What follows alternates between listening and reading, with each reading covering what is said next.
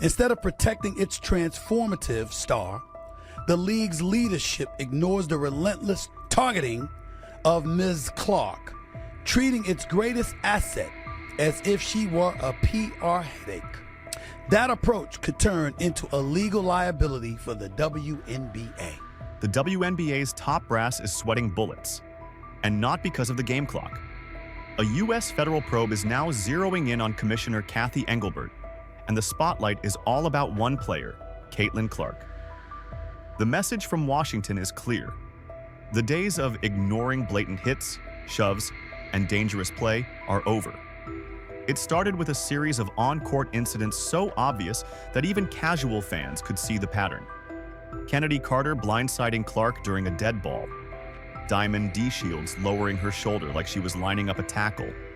Marina Maybree delivering a shove that belonged in a street fight, not a basketball game. Then, Tina Charles threw in a sneaky shot to the back. No suspensions, no fines, no accountability. Just a shrug from the league office. And yet Clark is not some fringe player. She's the engine driving the league's biggest growth in decades. Merchandise sales up 601%, Indiana Fever viewership up 170%. League Pass subscriptions soaring by 366%. App engagement exploding by 613%. One player bringing millions to the table and getting the least protection on the floor. It involves Caitlin Clark, the Department of Justice, and quite possibly the President of the United States himself. I am looking at the Wall Street Journal. Let me read to y'all the opening couple of graphs because I want you to hear the impact of this. This is serious. The team's value tripled. League Pass subscriptions climbed 366%. App engagement rose 613%. And her endorsements topped $11 million. Here's where the alarm bells really started ringing. Indiana Senator Jim Banks sent an official letter to the WNBA demanding answers. Not a PR-friendly press release, but a formal inquiry into why Clark's repeated targeting has been allowed to continue unchecked. Senator Jim Banks, in a 2024 letter to WNBA Commissioner Kathy Engelbert, demanded answers on Clark's treatment. Congress and the administration should demand answers of the WNBA leaders, investigate officiating and internal league communications, hold hearings, and insist on real reform. Uh-oh. This could get very ugly and very public for the WNBA on a much, much bigger scale. The Wall Street Journal went further, calling it a potential civil rights violation. That's no longer a sports debate. That's a legal red flag. The problem is, Commissioner Engelbert has been quieter than the stands in the final seconds of a blowout loss. No statement, no disciplinary action that matches the level of the hits. Just silence. And in Washington, silence reads as guilt. This is the point where the story leaves the sports page and lands on a government desk. Because if the Department of Justice decides this isn't just about missed fouls, but about discrimination or unsafe workplace conditions, the WNBA could be staring down lawsuits that drag them into a courtroom. Right now, Clark's not just playing basketball, she's playing through a storm that could change the league forever. And every day Engelbert says nothing, that storm gets bigger. The hits to Caitlin Clark haven't been random. Multiple players have admitted that teams actually talk in the locker room about how physical they're going to be with her. Let me tell you what kind of quotes Trump would lead on. Sophie Cunningham told the Wall Street Journal she's Caitlin Clark's teammate, the Indiana Fever. The star player of the league is not being protected. Rebecca Lobo, analyst, ESPN. What does she say? Every single one of those plays against Caitlin Clark has been a foul. Dick Vitale, winning 1.29 million All-Star votes, came in for Caitlin Clark, yet she was ranked 9th among guards on a player ballot. Quote, absolutely pure jealousy that the WNBA players voted Caitlin Clark the 9th best guard. Someday they will realize what she has done for all of the players in the WNBA. Chartered planes, increase in salaries, sold out crowds, improved TV ratings, etc. And they ain't lying. They ain't lying. This isn't play tough basketball. This is pre-planned targeting. Sophie Cunningham, now Clark's teammate, even confessed that back when she played in Phoenix, those conversations happened before games. And now that she's on the same side as Clark, she's openly saying it's gone too far. You have seen players in our league try to like toughen up Caitlin. We call her CC. CC. For even when I wasn't on her team, like I know the talks that Phoenix had in the locker room of like, no, we're gonna prove her, we're gonna show her what the W really is. You know what I mean? And like I get it to a certain extent, and like every rookie coming into the league, that's how you're gonna treat them. But Right. there's just more for her. So it's her second year, and like now being on her team and like seeing it, I'm like, what are people doing? Like actually, it's just too much, and like it's just I'm over. And if I'm saying it's too much, then it's probably too much. No. That's where this turns from sports strategy into something much uglier. Because when the abuse is acknowledged by players themselves, it's no longer about a missed whistle here or there. It's a coordinated effort to test how much one player can take before she breaks. The league could have stopped this months ago. Suspend Carter after the blindside. Fine DeShields for unnecessary contact. Make it clear that Clark gets the same star treatment as any other high-profile athlete.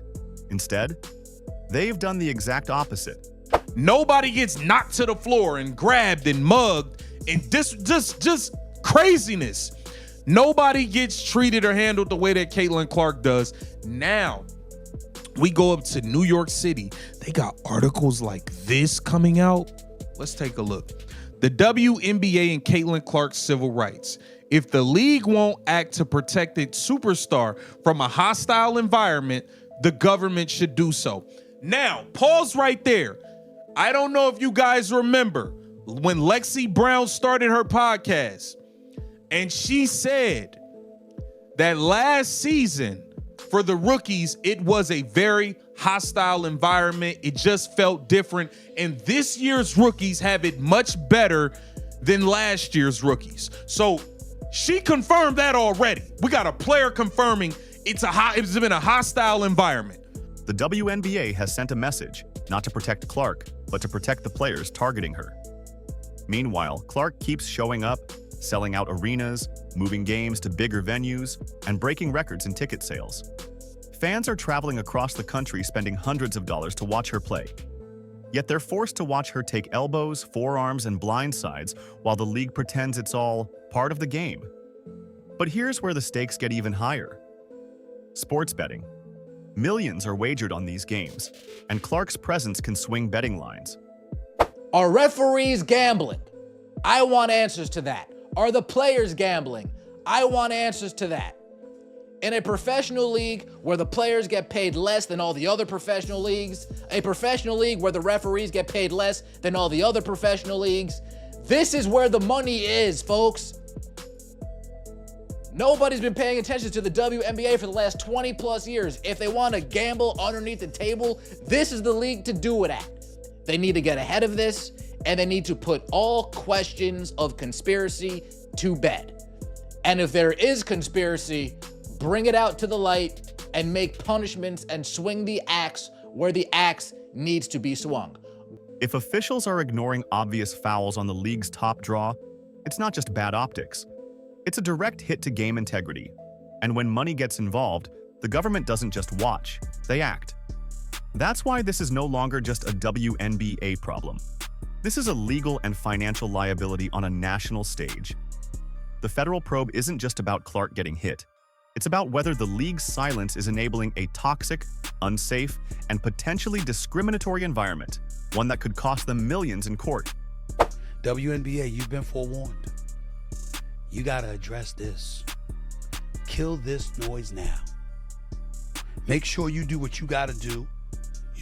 Last 2-minute reports from the referees. Emulate that from the NBA and institute that immediately. And start ejecting people if their behavior is too excessive. Against everybody, not just Caitlin Clark. Have a consistent policy. Don't make them find evidence. So far, Engelbert's strategy seems to be waiting for the noise to fade. But with lawmakers, journalists, and high-profile analysts now on the case, that silence is starting to sound like an admission. This isn't just about a few hard fouls.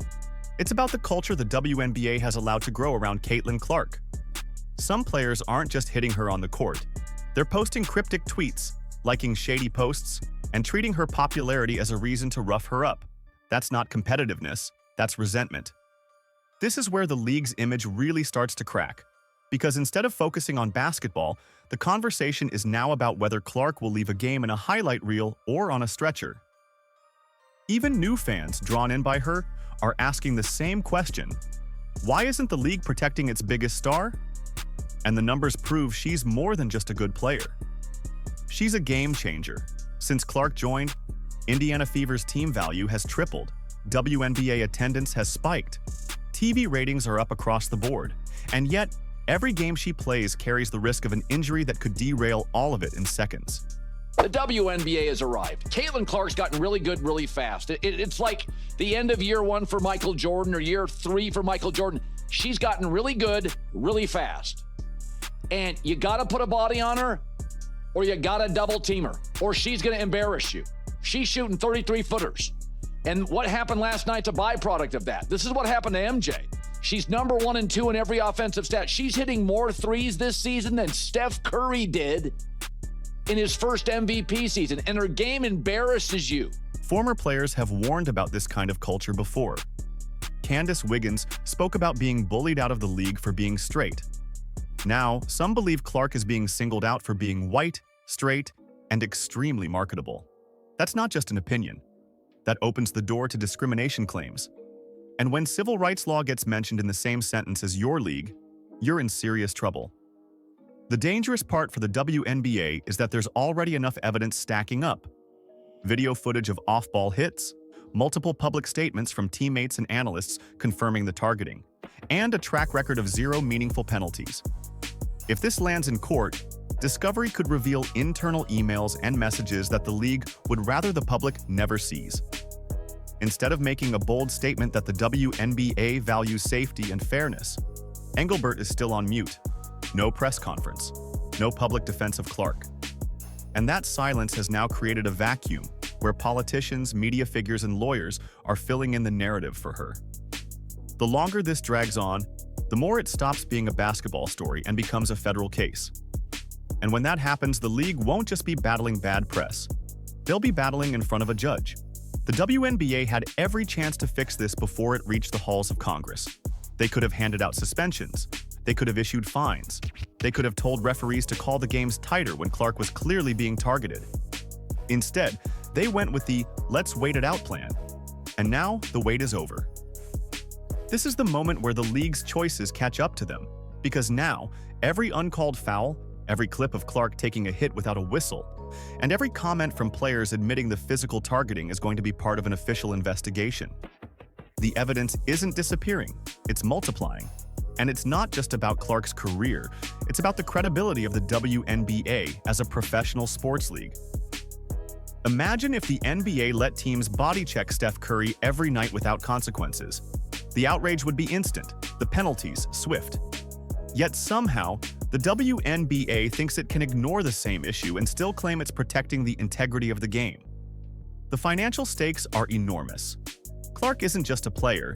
She's a multi-million-dollar brand who has already generated record-breaking sales, ticket demand, and media attention. If she goes down with an injury from one of these hits, the league doesn't just lose a star. It loses the momentum it's been chasing for years. And here's where the legal nightmare could explode. Civil rights violations, unsafe workplace conditions, and game integrity concerns could all be argued in court. Discovery could uncover league communications that show they knew Clark was being targeted and did nothing. That's the kind of evidence that wins lawsuits and destroys reputations. Meanwhile, Clark keeps playing through it all.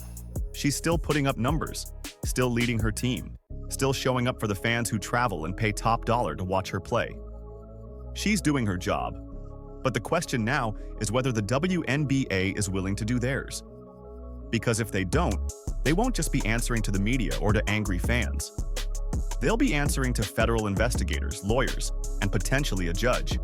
And by then, it'll be too late to pretend they didn't see it coming. If you are enjoying this content and would like to see more, and support my channel, please hit the subscribe button. Thank you.